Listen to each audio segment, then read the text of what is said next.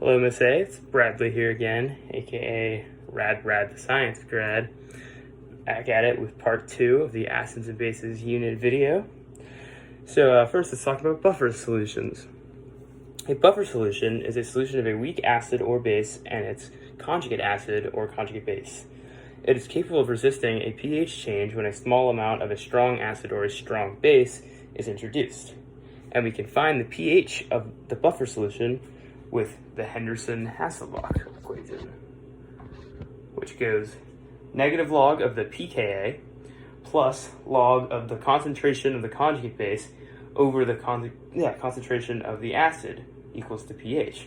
Now, the pKa is really just the negative log of the Ka.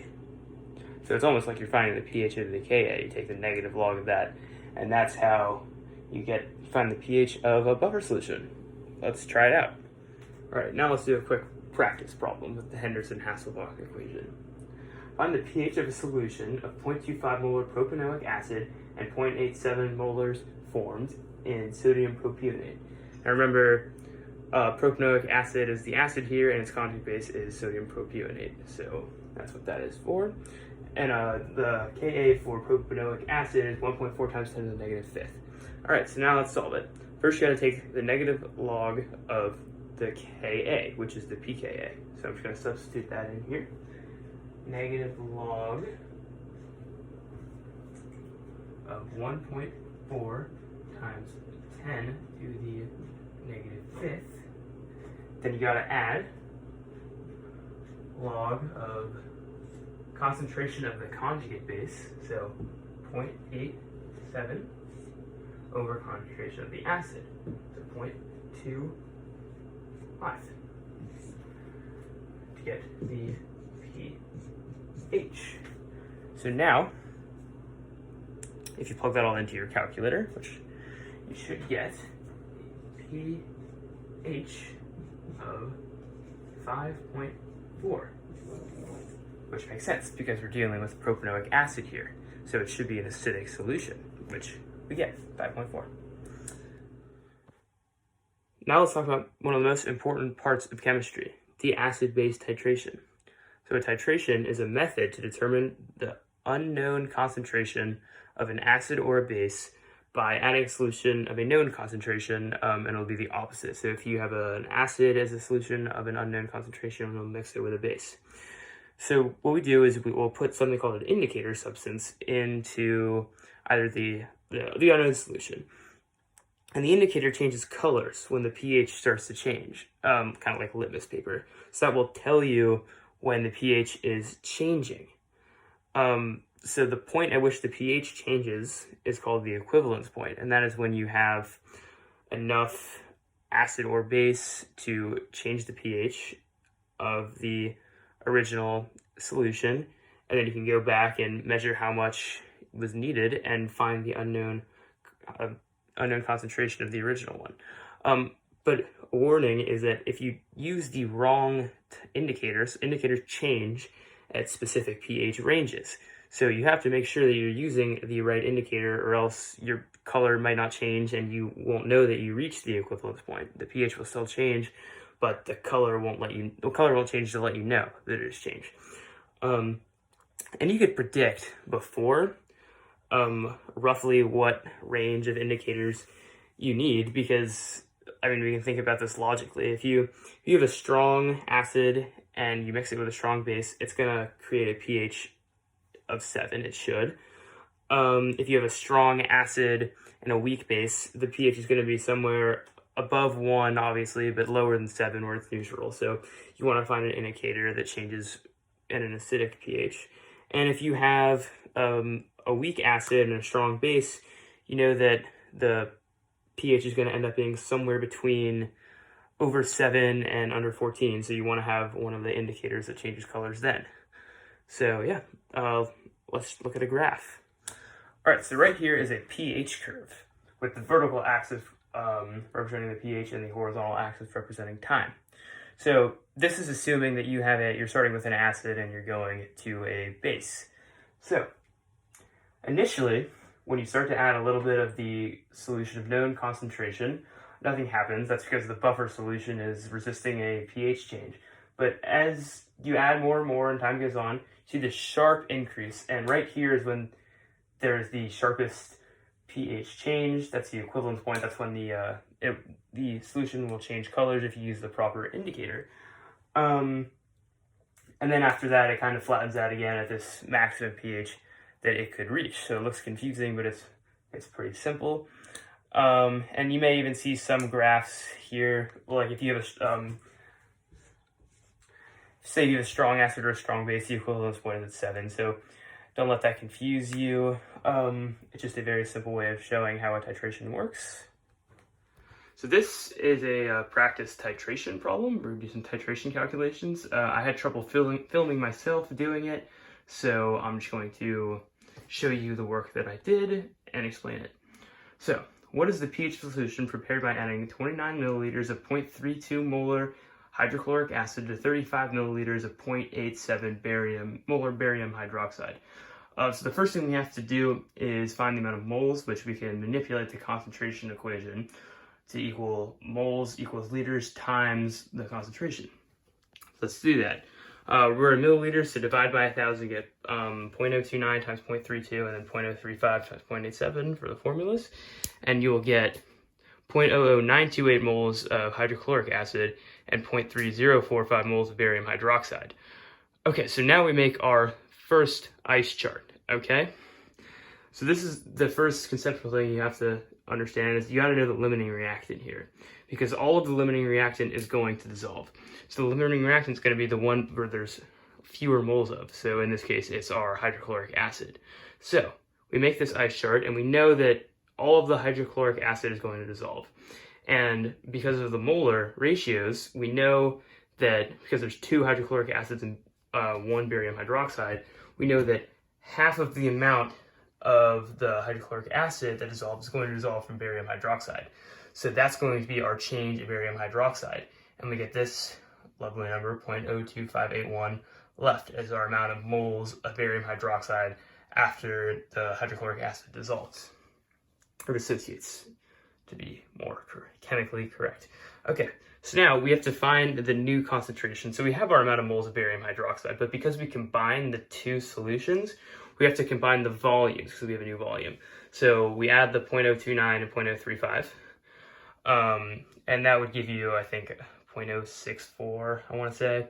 It doesn't matter. We can do this in our calculator, and we'll get a new concentration of 0.403 molybdenum cubed. So that's our new concentration of barium hydroxide, but we are not done yet. We have another ice chart, and now we got to find the concentration. Well, we're trying to find pH, so we got to find the concentration of hydroxide ions. Once again, doing a little handy-dandy ice chart. All of the barium hydroxide is going to dissolve this time. This should say 0, but ignore that. It doesn't matter. All the barium hydroxide is going to dissolve, and because there are 2 hydroxides for every 1 barium hydroxide, there's going to be twice the amount formed, so 0.403 times 2, and that is 0.806. So that is our new concentration of hydroxide ions. So now we can find the POH, and that's basic. We know what to do. It's the negative log of our concentration, so 0.0806, and that will give us a POH of 0.09. Now we just subtract that from 14 to find the pH, which we get is 13.91. So this in reality should really be closer to 7 because we're reacting a strong acid and hydrochloric acid to a strong base in barium hydroxide. But it's a creative problem, so don't worry about that when you're solving these kinds of problems. Just make sure you're doing all the math right. So it is a lot, but it's not too bad. So now let's talk about salt solutions. Now, when we have a salt solution, the cation on the original salt is actually going to dissolve and become a spectator ion. So when you're dealing with these problems, don't get too confused because the cation is never going to be present. Like, for example, if you have sodium acetate, it's just going to evolve into an acetate ion, and then when it dissolves in when the acid dissolves in water, it's going to become acetic acid. So just make sure that you leave the cation, the original cation out. It's just a spectator ion. It's not important for this. Okay, so for these kinds of problems, the most important concept you have to understand is that for an acid conjugate base or base conjugate acid pair, Ka times Kb, the dissociation constants, are always going to equal Kw, which is the dissociation constant of water, which is 1 times 10 to the negative 14th. So let's write that down really quickly. 1 times 10 to the negative 14th. You're going to need to solve for Kb during these problems, sometimes Ka, and you need to know that equation in order to do that. So the last strategy where I did the problem on the board and then I explained all of it thoroughly was work more efficiently for me, so let's do that. So here we have a salt solution problem. Let's get to it. What is the pH of a 0.35 molar solution of sodium formate formula NaHCOO? Okay, so remember, the cation is always just going to be a spectator ion. We want to get it out of there, so let's break it down into Na plus and HCOO minus. So now that we have this HCOO minus, that's really the only important part of that equation here. And now we can go ahead and react it with water. So when this is placed in water, it forms HUOOH, which is actually formic acid, and hydroxide ions. So what's basically happening here is that water is acting as an acid here. It donates its hydrogen ion or its proton to the HCOO minus, and it becomes HUOH, formic acid, the conjugate acid here. And then the conjugate base would be the hydroxide ions that lost its hydrogen ion. So now that we understand what's going on, we can do a little ice chart and solve for the equilibrium concentration of X, which is going to be the concentration of hydroxide ions in this case.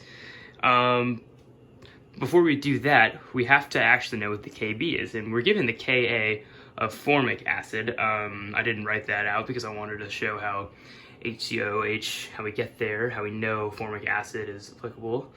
Not just use it because it's there. But so we can once again use the equation K times Kb equals Kw. We can manipulate that to have Kb equals Kw over Ka. So if you plug that in, you get 1 times 10 to the negative 14th over 1.8 times 10 to the negative 4th. Put that in your calculator, you get Kb equals 5.56 times 10 to the negative 11th. So now that we know that, we can set that equal to our little equilibrium equation, x squared over 35.35 minus x equals 5.56 times 10 to the negative 11th. And once again, this is one of those problems where x is going to be such a small value that you can actually eliminate. So erase. Just disregard that x because it's such a small value, it doesn't actually throw off the problem at all. So we do that, we get the concentration of hydroxide ions at 4.41 times 10 to the negative 6. Now, the next step is just to find the pH, and we know that that X represents the hydroxide ion concentration, so what do? We just find the pOH. Take the negative log of X we just found, 4.41 times 10 to the negative 6, and that will get you a pOH of 5.36. Excuse my handwriting, but that's what that says. Now you just subtract it from 14 to get the pH of 8.64, which makes sense, once again, because there's hydroxide ions that balance out the formic acid. So yeah, that's the salt solution problem. That's about all I have for this unit of IBHL acids and bases. Yeah, so remember to hit that like button, smash that like button, actually. And if we get enough views on this video, maybe we can all earn enough money off this video to buy a mass spectrometer. So let's do that. Let's do it for the class.